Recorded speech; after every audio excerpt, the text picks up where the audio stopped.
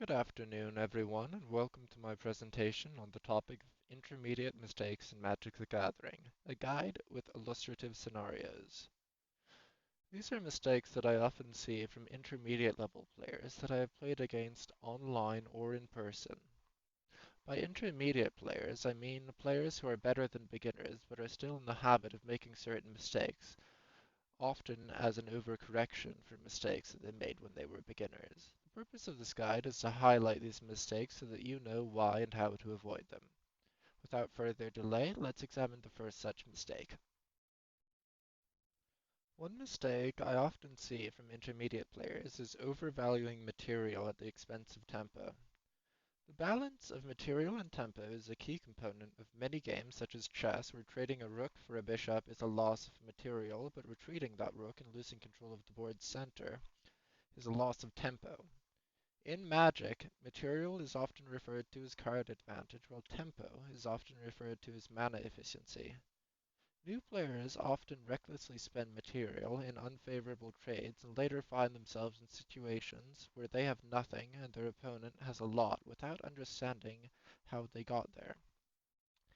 Intermediate players don't make this mistake because they will always try to guarantee as much card advantage as possible from every one of their cards, which is usually correct, but sometimes they do this when they shouldn't.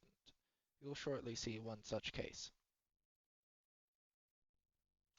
Suppose you're playing a black-green mid-range deck against a blue-white control deck. You went second, and on your second turn you played a Dark Confidant, which your opponent exiled with Last Breath on their third turn to stop you from drawing a card on your upkeep.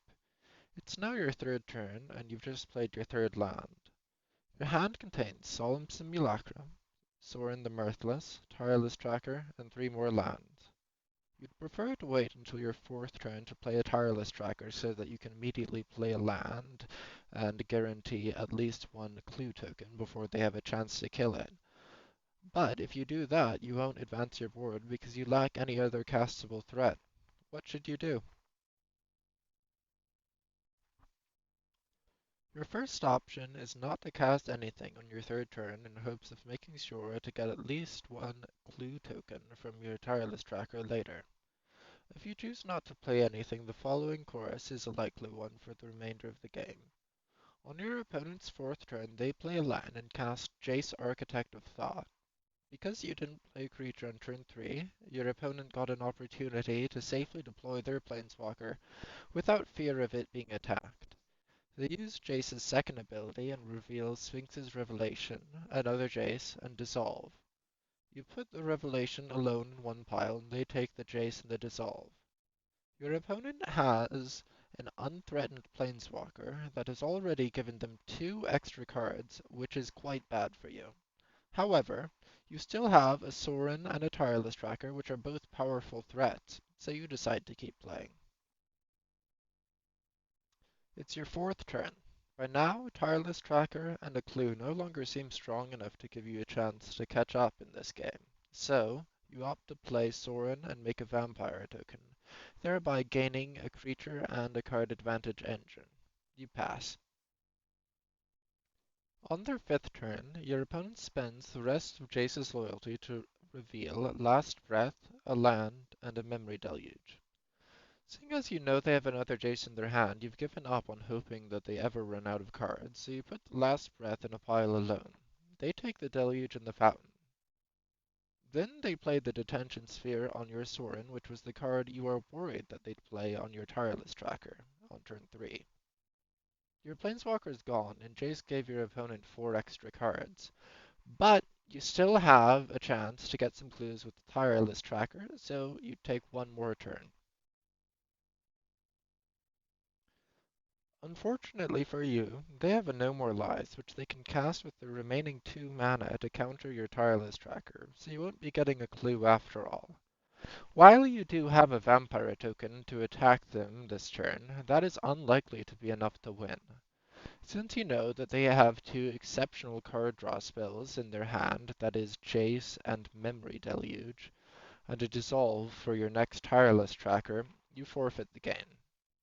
It may be tempting to believe that their draw was so powerful that you couldn't have stood a chance against it even if you had played your Tireless Tracker on your third turn. But you'll shortly see that you would have ended up in a much better situation if you'd accepted the possibility that your Tireless Tracker may be a one-for-one trade, so that you had a threat on turn 3. Let's back up.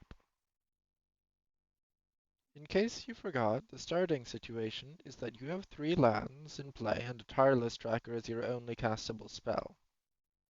They are mostly tapped out, of course. They do have a Jace, Architect of Thought, a No More Lies, and a Detention Sphere in their hand, but you don't know this. Still, counterspells, removal spells, and planeswalkers are all cards that you're probably expecting from a control deck.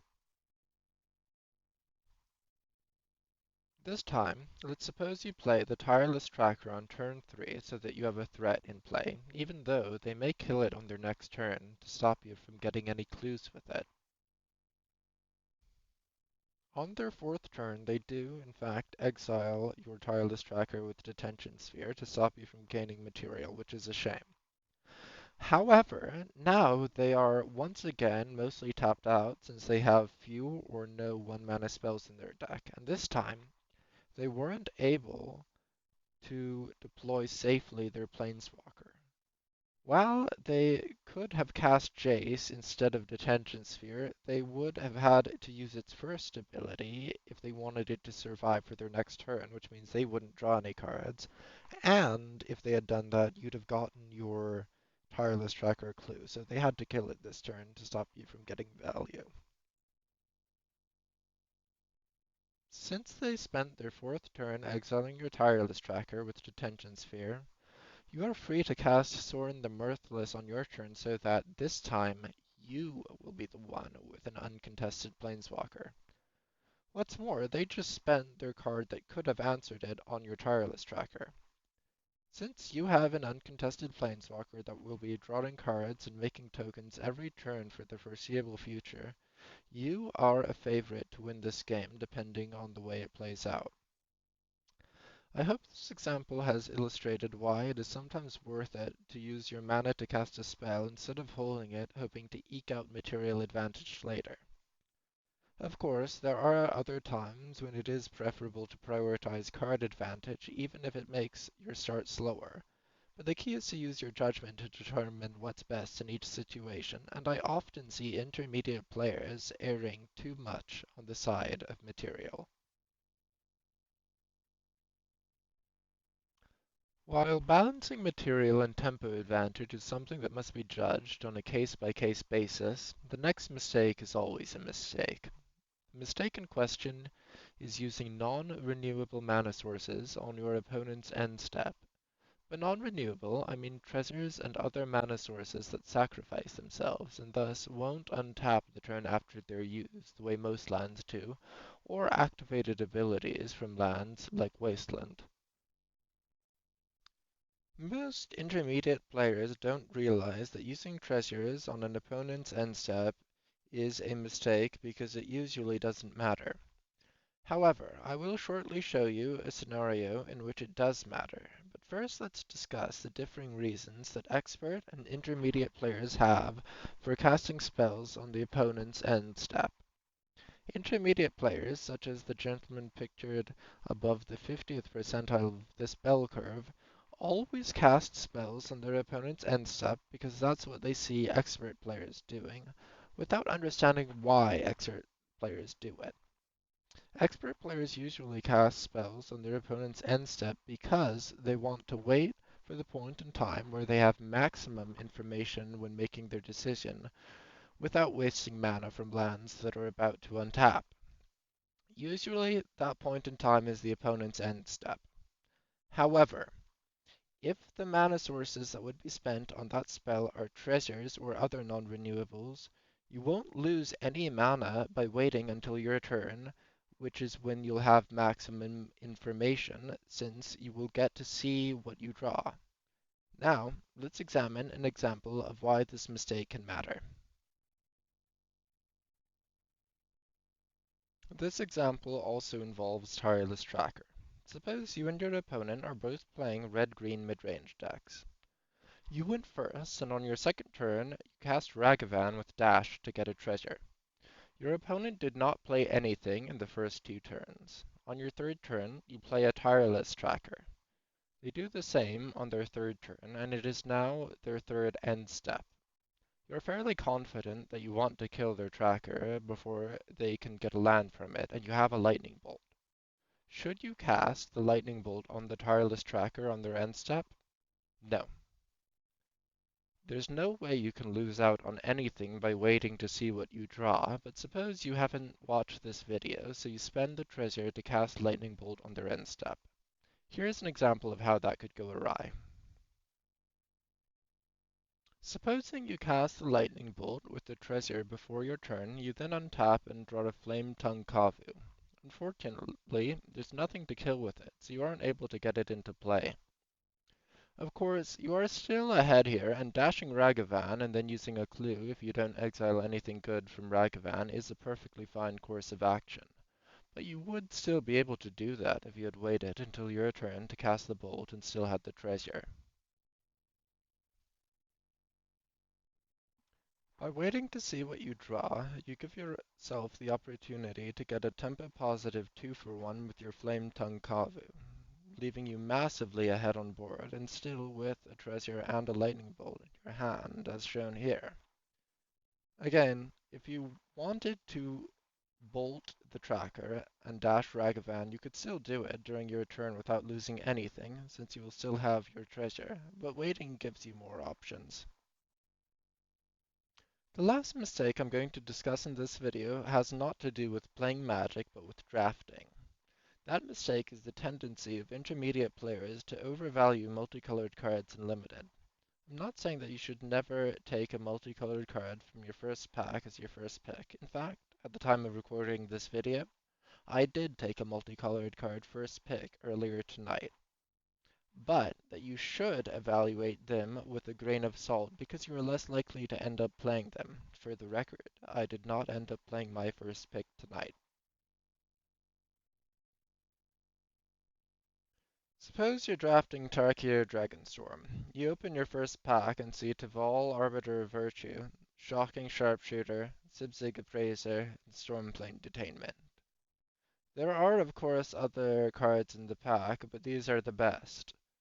Your first thought is probably to take Tival, Arbiter of Virtue, since it's the most powerful. The problem is that it has 3 colors, and every one of them will need to be open for you to play it.